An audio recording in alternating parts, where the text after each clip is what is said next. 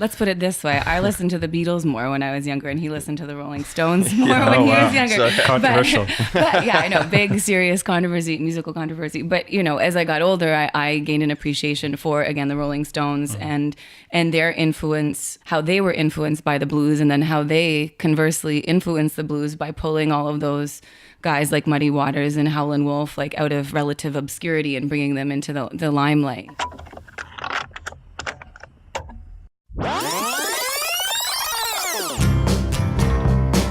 Well, we all need someone we can lean on.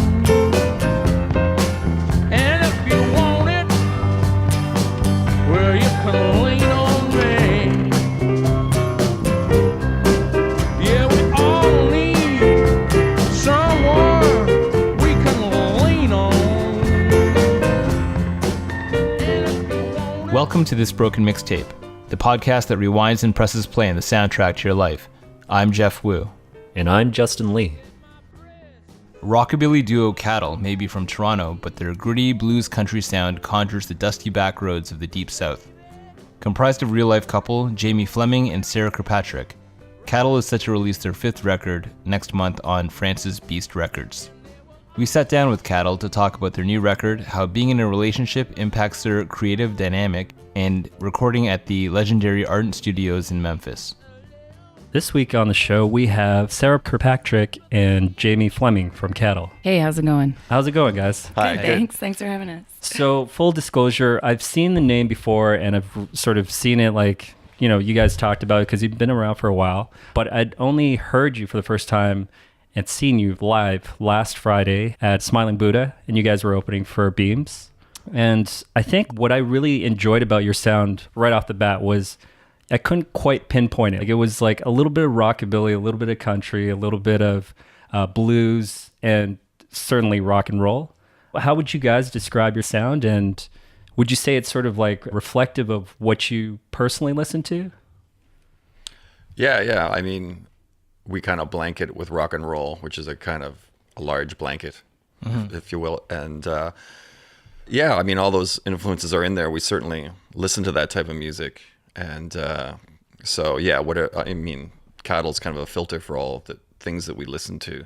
So, I mean, that's accurate. That's what we do, is we buy and listen to records. And there's certainly in that style. And we're doing our best to represent those records, I suppose. So, and represent ourselves, you know what I mean? And hopefully something unique comes out of it from our past influences and what we're listening to. Mm-hmm.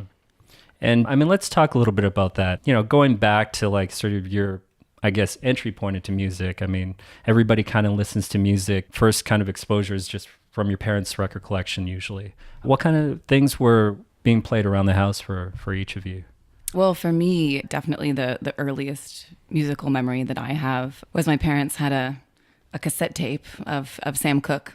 And I had my first Sony, and I would pop that in and listen to that pretty incessantly. And to this day, he's one of my all-time favorites. But yeah, like they listened to some blues music as well, British Invasion stuff as well. Yeah, and again, we listen to a lot of rock and roll and soul music currently. But yeah, Sam Cooke has been a thread through my entire life for me, for sure. Yeah, of course you have what your parents are into, and my mother just happened to be into country music, which is strange for a Scottish immigrant to be into, but that's what I remember she took me to see Johnny Cash at a young age, and there used to be this theater or venue down at Ontario Place. It was called the Forum, and probably people in Toronto know about it, but it had a circular stage, and it rotated 360 degrees. Okay. Which is logistically really strange. Yeah. But they had great bands there, and they were usually free with the price of admission to Ontario Place. And yeah, Johnny Cash played with the Carter Family. And I remember there was lots of punk rockers there, and I got into punk rock when I was really young, and I was just like, wow, why are all these punk rockers into Johnny Cash and country music? And then, you know, as my life unfolded and I got older and listened to more music, I kind of started to connect the dots and, you know, led its way into blues music when I got a little bit older. Mm-hmm. So, but you know, when I was a teenager, discovering like that first generation of punk rock music. It was a big influence and, you know, guiding force. And then, you know, equating that to rock and roll and 50s, 60s rock and roll to 70s, 80s punk rock, and then going back, blues led to rock and roll and rhythm and blues and what have you. It all kind of made sense to me after that. So. And you guys are a couple, yeah? Yes. So I'm curious, like, any sort of music obsessed couple, which I'm sure you guys are, it's kind of a push and pull. And I think it's like, it's kind of boring if you listen to exactly the same stuff, but it's good to have some overlap. So, because it's a big part. Like, it's kind of like being in a relationship with somebody. If one person's a vegan and the other person isn't, it's difficult, right? Finding that common ground. So what do you guys listen to, and how do you sort of share music? I mean, is it sort of old school where you'll simply play a record for one another, or do you guys send links to each other to like a YouTube clip?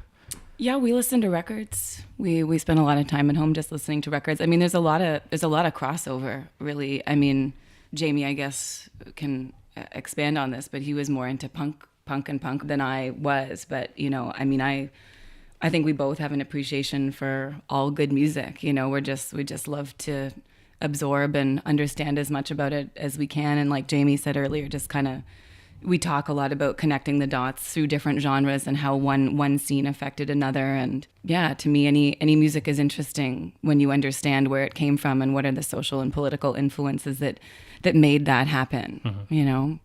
And we shop together too. It's like we'll go to rotate this, and yeah, that's fun because we'll like, oh yeah, remember we're looking for this record on vinyl, or we're looking for this record kind of thing. So she'll remember some things that we've come up with, you know, in the past. You know, we should look for this or look for that, or I'll come up with stuff. So, I mean, we kind of have similar tastes, I suppose, but similar but different. You know what I mean? It's not like one listens to electronic music and the other one listens to, you know, old country music kind of thing. But let's put it this way: I listened to the Beatles more when I was younger, and he listened to the Rolling Stones more when he was younger. So, controversial. But yeah, I know, big serious controversy, musical controversy. But you know, as I got older, I gained an appreciation for, again, the Rolling Stones and their influence, how they were influenced by the blues, and then how they conversely influenced the blues by pulling all of those guys like Muddy Waters and Howlin' Wolf like out of relative obscurity and bringing them into the limelight. You know, they have to be credited for that for sure. But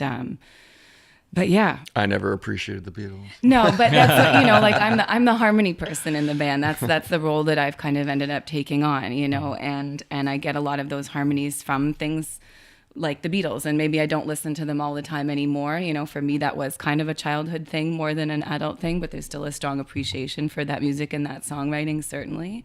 But, you know, your world expands and changes, and you can have an affection for music that you listened to in high school, but also recognize that that's really not very good anymore. Not that the Beatles aren't good. They're obviously excellent at their craft. Right. The Beatles are pretty good. They're okay. They're a good band. Yeah. Yeah, it's interesting. And talk about something that I'm reading right now is a book by Robert Gordon called It Came from Memphis. And he talks about how the Beatles kind of destroyed American music around 1964 when they're on the Ed Sullivan Show. He's like, it changed overnight. It was like the direction of American music and rock and roll and soul music was headed one way. The Beatles played, and then everybody was into the Beatles, and nobody was into American style music anymore. So it was like, so they kind of had a hate on for the Beatles. Yeah, it was.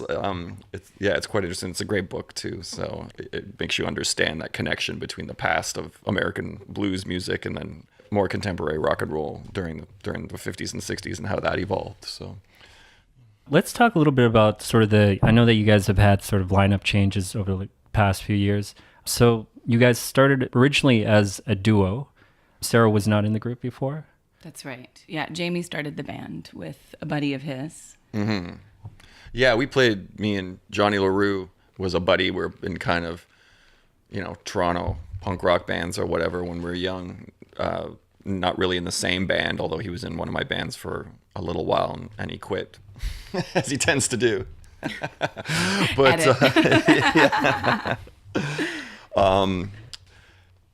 yeah, so we would practice. He used to live above Rotate This when it was on the north side of Queen near Bathurst. And so we could practice in his apartment because it was a record store and they kind of didn't give a shit. And we just did it for fun. And we were just trying to play that type of music. We knew about R.L. Burnside and, like that simple kind of droney blues. So that North Hill Country, Mississippi blues. And I was really into that. And then he just kind of lay a beat down. So we did that for years, like a long, long time. And then we decided, let's start playing it in clubs or whatever. And we used to get really, really drunk and see if we could still play it. And that was kind of the MO of the band sort of thing. And then it started to get a bit more traction, and we had to sober up a little bit and get more serious about it.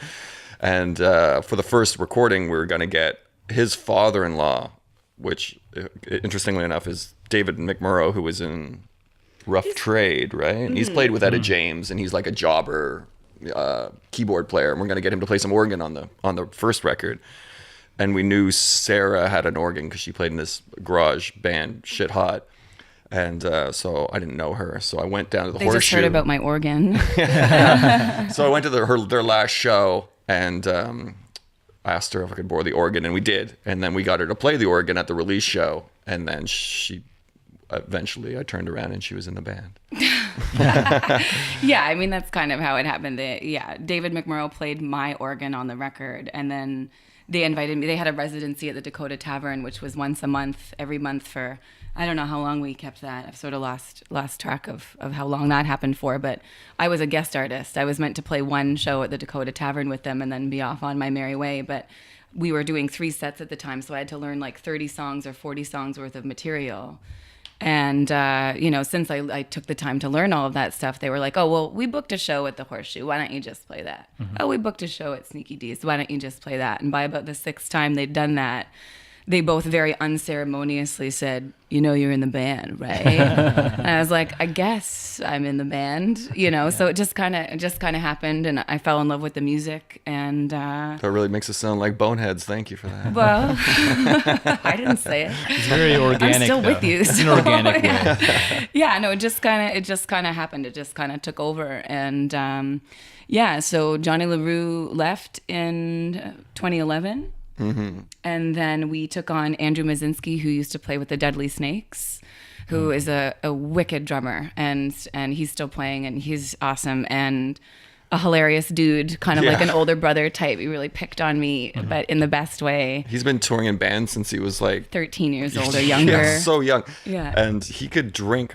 more than anyone I could ever know and still play. He'd walk back from the bar with like 3 beers, and you'd think, oh, one for me, one for you, one for him, and he'd just take them all to the drum kit, and the next set he'd grab like another 3 or more beers, like an insane amount of drinks. But he'd always kind of hold it together. He usually didn't fuck it up, but yeah, only love for Andrew. He kind of propelled the band to become a bit of a different thing, like energetically, like a bit more of a rock and roll shit show, because he was such a heavy hitter that he kind of, Jamie used to sit down and I was again behind the organ. So it was just kind of a different dynamic. Andrew was in a lot of bands, and he just kind of couldn't keep up with our tour schedule, and there became a bit of a conflict that way, scheduling wise. And so he left in 2013, early 2013. I think we played our sort of final quote unquote hiatus show at the Horseshoe, and we really didn't know what we were going to do because organ and guitar doesn't really make a band. We didn't want to go down the route of drum machines. Not that they're bad, but we just didn't want to. We're not that smart. And we didn't want to get into sneaking a drummer across the border. We had our visas for the U.S. And Jamie just said, well, why don't you just learn to play the drums? And so we took a few months off. I think our first tour was May 2013 as a 2-piece. And we decided, okay, well, we're kind of doing this, southern, like, again, Mississippi Hill Country blues. So let's go to the southern U.S. and see if the music flies over there. Mm-hmm. And if they take it and they like it, then we'll keep doing it. And if they hate it, then we won't do it anymore. And the tour went really well. And here we are 4.5 years later, and I'm still playing the drums and, kind of loving every minute of it. So during that hiatus, you kind of taught yourself how to play the drums? Yeah. I mean, just to embarrass myself. I mean, my father was a drummer, so there was drums around, but I've never been formally taught. And my dad, I mean, we never really sat down and, he never really taught me to play the drums, but it was accessible to me. Not a lot, but it was around. And the embarrassing part is that I was a dancer from like the age of 5. So I grew up tap dancing and, was just generally very rhythmical. Sure. And so for me, it was, I wouldn't say easy. There was lots of strife and tears while I was trying to figure it out and, do a good job. But having that kind of rhythm, I think, in my background was definitely an asset for me to figure it out. Yeah. Yeah, and I was saying earlier that that's partly why like your show is so dynamic and fun to watch is, you're playing drums, standing up and doing vocals, and Jamie's on guitar and doing vocals as well. And it's like, I can't think of another band that does that. I mean, I'm sure one exists, but, I'm also curious. I mean, not that like, I don't know if they invented it, but like you look at the White Stripes and they're also a duo and they have sort of this, at the time they had this sort of mystique, like, are they siblings? Are they going out with each other when they first came out?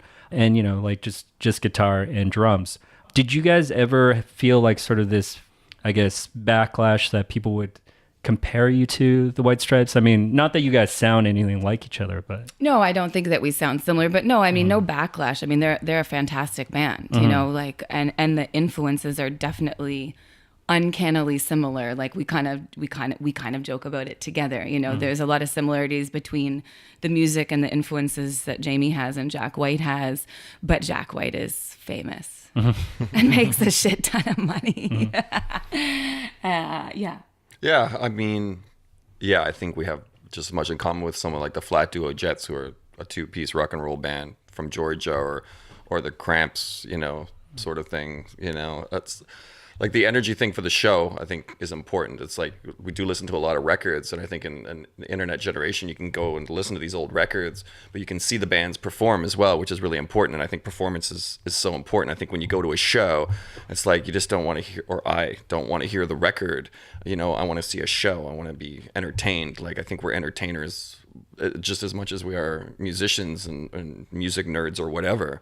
And like Ike and Tina Turner, I love Ike and Tina Turner, and it's like those shows are unbelievable, right? It's like those guys went out and were playing 350 days a year, that at that intense level. And or the Cramps or someone like that, like they weren't mailing it in, like they were touring every night and they're playing, and they're like maybe not making much money kind of thing, but they're putting on a show. And that show, or James Brown is another good example of just like kind of over the top insanity, right? And it's just like, that's a show. I want people to come out, and if we're playing for 5 people or we're playing for 100 people or what have you, it's like I want it to be an impacting kind of live experience sort of thing. So I mean, our records, people always say, oh, your records sound different from your live show, and I'm just like, yeah, they're 2 different things. It's like when we go into the studio, we're like, I'm doing the studio thing, and when we're live, we're doing a live thing. So it's like, I'd put out a live record if I wanted it to sound like that. So, I like the sound of our records, but our live show is a different experience. So, you can experience us in a recorded version or a live version, and 2 different things, but hopefully they're both, interesting in some way to people, so, but this is an important aspect. I want that live show to be, something to remember, so I think that is important. And to bands' credits, that make an effort. I've seen so many bands that just like, or just mail it in, or like they have a good sounding record and they're a great band, and then you're just disappointed by the live show. It's just like, why did I haul my ass out, pay $20 to see like a bunch of people stand around with their guitars? It's like, who cares? I'd rather just go stay home and listen to the records, and save the $20. So I always see that as like sort of the true like litmus test of like how great a band is. How is their live show? I mean, if they like kill it, then you're like, wow, like this band, you could go in as like a casual fan, and if their live show is amazing, you'll walk out being like a fan for life, I think. Yeah, and I think because record sales aren't what they used to be, I think that's forced bands' hands, and other bands that could hide behind their recorded material. Now they have to get out on the road and prove themselves as a live band, and win fans over that way. And I think we do that more so, and because we do sell a lot of a fair amount of records. The majority of our records are sold off the stage kind of thing, based on that we've won them over, on that night, playing live. So, so yeah, I think that's important, and become more important these days because of the lack of record sales out there. So the last record, your 4th album, that was recorded in Memphis? Yeah, we went down to Ardent Studios in Memphis, and It was recorded pretty quickly. We rented a house for a week and just lived there and went to the studio every day. And Adam Hill was our engineer, and it's a beautiful studio. It's famous for being the overflow from Stax. Every Stax recording artist recorded there except for Otis Redding, because he'd passed away at the time that the studio was open. But yeah, it's pretty fancy compared to other places that we've recorded in. You know, like Jim Diamond's. Well, it doesn't exist anymore, but Ghetto Recorders in Detroit, which we've recorded there before. Was like an old chicken slaughterhouse, you know, so it's like a cement kind of warehouse space with, you know, amps and organs and just musical gear piled everywhere. This was a little swankier than what we were used to. Yeah. Memphis is a magical place. It's like even the new record that we got coming out in a month or so, we did a couple of tunes with Adam again at Sam Phillips' studio, which is strangely enough right behind Sun Studios that Sam Phillips, of course, you know, famously recorded Elvis at. So once he sold that, he built a studio back to the other studio, but it's still up and running. And Jerry Phillips, Sam Phillips' son, came to one of our shows while we were playing in Memphis, which was weird enough, but he stayed the whole night. He had his daughters there and stuff, and then he was like, took us out for burgers afterwards at 4 a.m. And he was just like, you know, it's like, I can't understand anything you're saying, but yeah, you guys really got a groove going on, you know? So, and he's like, and you know, it's not my first outhouse, but if you guys were shit, I would have left. So he's like, you should come to my studio and record. So we did. So we came down and recorded some songs down at Sam Phillips, which was it was amazing. Super special. I mean, Johnny Cash recorded there. Bob Dylan slept on the couch, Cramps. you know, like a crazy history, you know. So you just feel that vibe when you're there, and everybody that you meet is just like super friendly and your friend, but then you like discover who they are, and they're like, whoa, this is like an important person in the history of rock and roll, you know. So and they're just like people hanging out, you know. So it's really a cool place. Yeah, I think that's the thing. Like when you listen to the records, I mean, particularly the last one, I would never guess that you guys are from Toronto. I mean, not that Toronto has a very like singular specific sound. I mean, I would like to say our city has like all kinds of different bands and artists, but it sounds like more like something that you'd find out of Memphis, right? Or like anywhere in like the Deep South. So how did that come to be? I mean, I guess a lot of it is kind of based on your influences, but you know, like I feel like you guys have more of a Deep South sound. I don't know what that is, but yeah, I guess I'll tell my Mississippi Fred You McDowell go ahead story. and you tell your Fred McDowell story. Again, I was into punk rock, and I wanted to listen to some more blues. I'd heard Robert Johnson, but Robert Johnson is so difficult to wrap your head around because so much stuff going on. It's like it's not really a good entry point, I think, into the blues. And then Pierre from Rotate Disc sold me a Mississippi Fred McDowell record, and it was just like one chord over and over and over again, and he was kind of improvising lyrics over the top and just like making a guitar sound like 3 guitars. I was like, wow, I want to learn how to do that. And around that time, I cut my hand at work, like an accident with a knife, and cut a bunch of tendons in my hand, and I lost a lot of the movement in my left hand. And then Hill Country Blues, like a lot of it is picking it with the right hand, so it just kind of transferred. It's kind of a technical thing, but you know, I got more into picking the bass and the melody with my right hand and doing less with my left hand.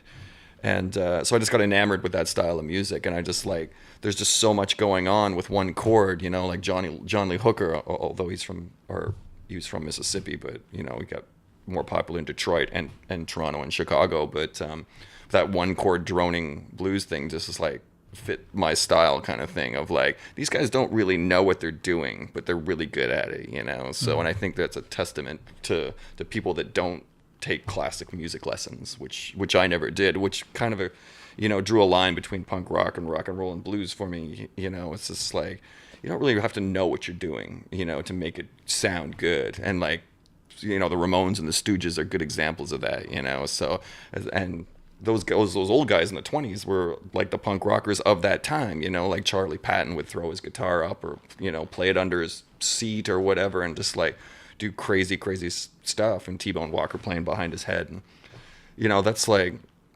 was amazing stuff. And I really became enamored with that and wanted to develop music as kind of an homage to that, even though I'm not doing directly Hill Country Blues. It had a big influence on what I wanted to sound like, and kind of fuse that together with the energy of punk rock, you know. So That's a lot of where the sound came from. And so we go down there and play as much as we can down there. I mean, we got to play in Holly Springs at Junior Kimbrow's juke joint, you know, and it's like crazy stuff like that, which I would never have dreamed of. With you know? Burnsides and Kimbrow's hanging out and, you know, getting their picture taken with us, which is ridiculous. And crazy stuff. But so. we both like the simplicity of the music appeals to us both too. You know, we don't think music, again, not that there's anything wrong with music that is more complex, but for us, you know, the simplicity, there's like a guttural sense to it that people relate to. Like we do well in front of like blue collar crowds, like work, you know, it's like working man's music, you know, you don't have to have a huge intellect to just enjoy it. We just want people to, you know, like we are energetic on stage. We want you to dance with us. We want you to move with us and just, you know, don't think about it. Just have a good time. Don't analyze what we're doing. There's nothing to analyze. It's pretty dumb lunkhead rock and roll, you know, just have a good time. And it's funny, Toronto has a real history of that music. I mean, I didn't realize that until I saw a documentary by Bruce McDonald. That's the filmmaker, right? He did kind of a R&B retrospective of Toronto in the 60s and 70s, like where the band came from and the Yorkville scene. But there was an R&B scene like on Yonge Street where all the black musicians would hang out, and the artists from Chicago and Detroit, this was part of their touring circuit, like Chicago, Detroit, Toronto. So I've met people over the years, and they've seen Bo Diddley, and they saw John Lee Hooker, and they saw Muddy Waters, all in these tiny, small clubs in Toronto. So Toronto has this rich kind of R&B history from that time that people probably don't know about, you know. So even though it doesn't really survive and translate today, because there are other bands that are playing similar music to us all over the world, and we have a lot of kind of brother and sister bands that, you know, we are affectionate for and play with at festivals and stuff like that. It doesn't really translate up here, you know what I mean? It's like we brought Left Lane Cruiser up here from Fort Wayne, Indiana, and they're like a two-piece band too, playing similar type music. They're a bit heavier than us, but they went over really well. But that scene isn't really supported, so we're really kind of like not part of any scene up here, even though there is that kind of punk rock blues scene all over the world kind of thing. So Toronto is a great city for diverse types of music. I agree. But for us, we don't have a lot of contemporaries here, I suppose. So. Right. That could work to your advantage, right? Like you kind of stand out because of that. Yeah, yes and no. I mean, I think we do well here. I think people accept us for what we do kind of thing, but it's like, yeah, I guess so. I mean, you don't really want to sound like everybody else, I suppose. You know, you don't really care what other people are doing in the city. You know what I mean? There's great bands and great musicians, but we don't really give a shit what anybody else is up to be honest. But there's great roots music, and there's great, you know, soul music and stuff like that happening in this city. You know, again, we've got good friends that are doing awesome things, like, you know, like Samantha Martin and Delta Sugar. They've got a really cool soul thing going on. But yeah, definitely going a little bit of a different avenue than we are. But yeah, as Jamie said, I mean, we've played in Germany and France and met bands that are doing a more similar thing to what we're doing over there than we've met specifically, you know, in Toronto, for sure, for whatever reason. We really like Always.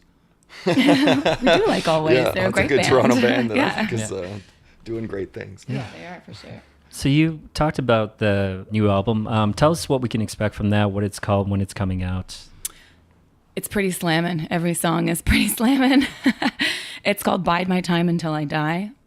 It will be released on Beast Records in France in April, and we're headed over there to Germany and France. We've got a couple shows in the Netherlands too for May. And North American release date details are coming, but it will be coming out on Romanus Records, which is a label in Indianapolis, with some sweet custom vinyl. So details on that will follow. And yeah, it's like it's hard to describe because you see kind of custom splatter vinyl around, but this is like it's really unique. It's very unique, and it kind of really sold us on the label because we wanted our record to look cool. But and it sold me on custom vinyl because I've seen custom vinyl before, and I thought, you know, meh, it's all right, but you know, it's going to sound the same on my record player, so I didn't really care. But when I saw what Chris Banta was doing at Romanus, I thought, I really want that to be my record that looks that pretty. So yeah, it's pretty stunning. So if you get excited, you can order it from France as of April. And if you want to wait until the fall, you can have a beautiful piece of custom vinyl from Romanus.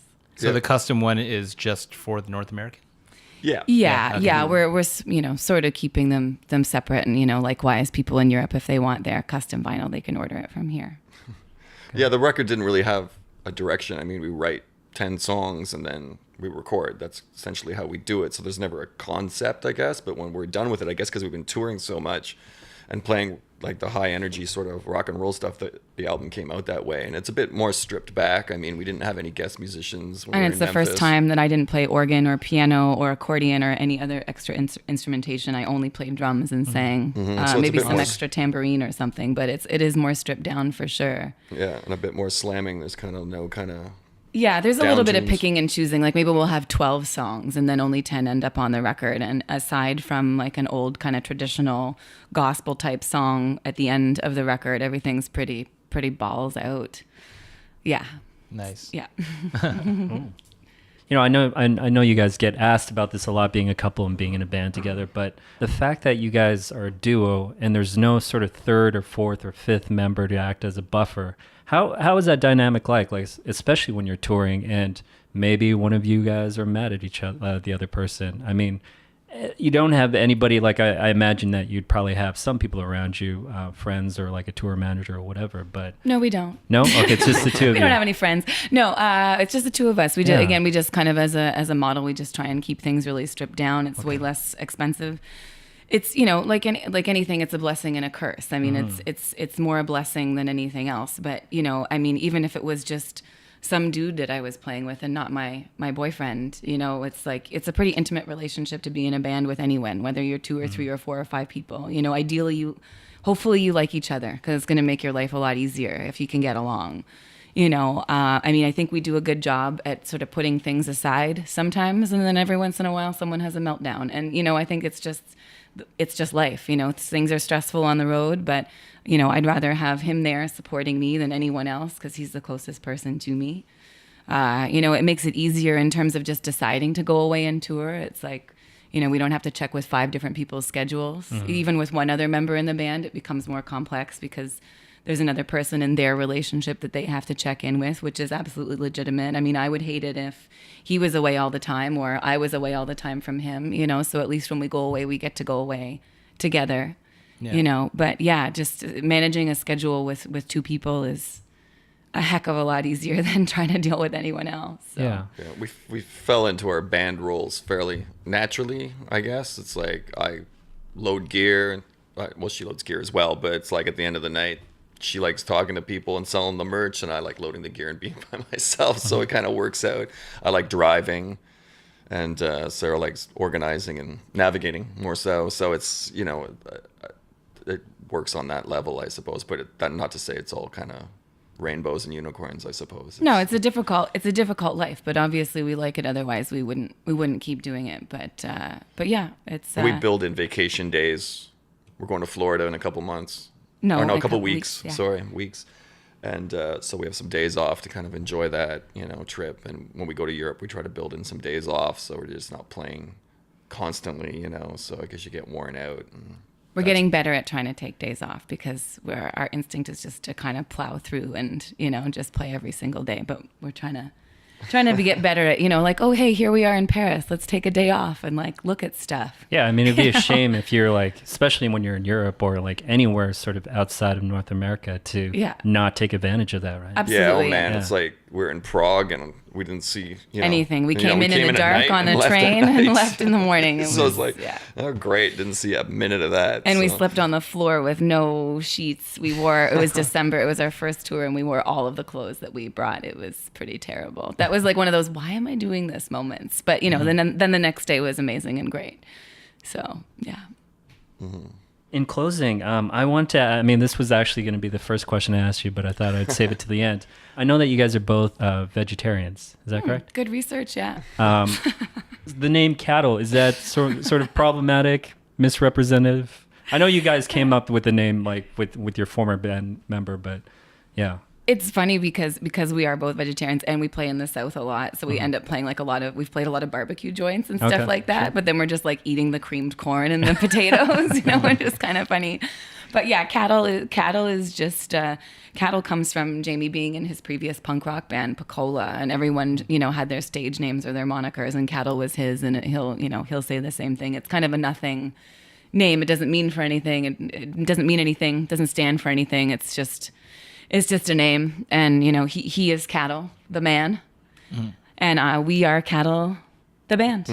Or you can call us Mr. and Mrs. Catl. It's kind of a blanket for anyone that's playing with us too. You know what I mean? The band we're the kind of the only permanent members, and then we have Pete playing harmonica with us sometimes. So it's Mr. Pete Ross. Yeah, or various things like that. I suppose, or various guest musicians. I suppose it all goes under our moniker. I suppose. If you guys come up and play tambourine at the next show, you can be catl too. I want to be catl.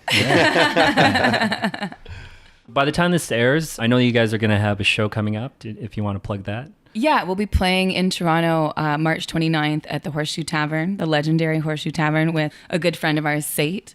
She is a force to be reckoned with, for sure. She's doing this kind of like funky blues, like hard rock and roll kind of thing. She's got a killer band. And yeah, it should be a great show. Awesome. We look forward to it. All right, thanks guys. Thank you so much. Yeah, thank you so much for having us. You've been listening to episode 34 of This Broken Mixtape featuring Toronto rockabilly duo catl. If you'd like to hear more, check out thisbrokenmixtape.com to listen to this episode's Spotify playlist and all of our past interviews. Also, if you'd be so kind, share and rate our podcast, which currently can be found on iTunes, Stitcher, Google Play, SoundCloud, and YouTube. Come join us next week, where our special guests are indie rock duo Lilla Drumland. Thanks for listening, we really appreciate it, and come back to check us out again next week. Cheers.